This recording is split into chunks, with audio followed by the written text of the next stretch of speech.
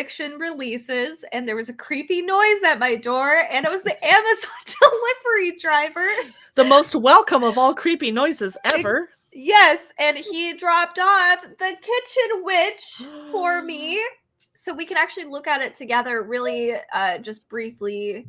And if you are interested in this book, we do have the QR code, which is right here. Have to mirror myself. I'm like, wait a minute, which way? So definitely check it out. This is so cute. You can see there's little shiny gold stars here.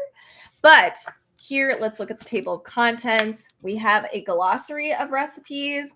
There is simple grounding recipes, nourish, nature, baking, seasonal, celebrations. So lots of cool stuff in here. Everything is illustrated, by the way.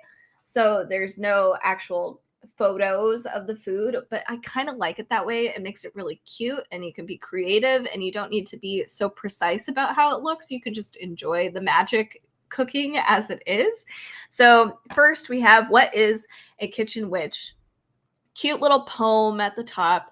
Practicality, simplicity, creativity, beauty, love. That is the complete charge of kitchen magic, and it is one that can change our way of living. So cute, and beautiful illustration as well. That's gorgeous. Who's the illustrator?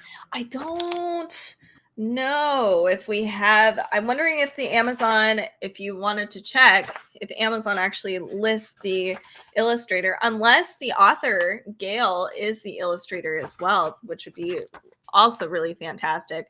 So if you don't know what a kitchen witch is, you can get an explanation here. We have all of the baking with the elements. So this is a mostly baking book for sure. This would be, I'm so glad it came out now so that we can kind of prep and maybe practice or just have a little fun with it in springtime and do some cute little springtime light bakes. So by the time it hits fall, oh man, just go full ham on the baking. So one thing that's cool in here is the glossary of ingredients. There are illustrations that showcase some of these ingredients, but it breaks down where some of these ingredients are from, the magical properties as well, and what you can use with, I guess, for baking essentials, like what is this ingredient for, like cinnamon, what's the flavor like? So in case you've never had cinnamon before, you can understand, or cloves, cardamom. So that's just the spices. We have herbs, there's like fruits and flowers and all kinds of cool stuff. I love the history in this book too. So like one of the historical things I ran into was like chocolate. So chocolate is an Aztec and Mayan, or mostly South American ingredient, and it was used as a grounding sort of element, and you can use that in your baking as well. So we get a lot of information about a lot of cool stuff in this book. But of course, you're here for recipes, not just sweet things, by the way. There are some savory dishes, which are really cool. We have serving size. We have a description of the dish. So in case you've never seen a clafouti, oh my God, I just had this in my brain, how to pronounce that. I think it's a clafouti, and they're delicious. Yeah, I've never had one, but I remember I was watching a dessert baking show, and they were doing these, and most people were like, I've never made this before. It's kind of unusual if you're not British. Yeah. So we have here a very awesome ingredient list, our directions, and witchy wisdom. I love that. So we have like eggs are, so it just kind of describes a particular ingredient in each dish. This one talks about eggs, and it says, as we've already discussed, an extremely potent and life-affirming source of magic, but what to do with the empty shells? So what would you do in a witchy way with the shells? So try making cascarilla, an old enchanted mixture traditionally used in hoodoo and other ceremonies. So there's really a lot of multicultural stuff in here too, which is cool. We have a walnut crumble tea cake. I love the photo here. I want mine to look like those cute little flowers. We have nourish and nature. So these are all divided into different sections of recipes, different kinds of things. Apple, vanilla, and thyme dessert cake. Beautiful illustration. One of my favorites, though, I think, has been, oh, there is some gluten-free recipes in here, but you could probably substitute some of these things out if you are well attuned to gluten-free flour.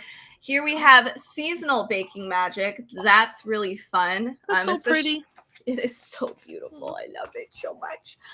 We have Morgana's chocolate tarts, which is for Samhain. So there's a recipe for at least one witchy holiday, which is great. Snowy night pudding for winter solstice. This is a rhubarb kuchen for Ostara. So lots of cool stuff. No photos in this one or illustrations, but we can move on to like rose and passion fruit drops.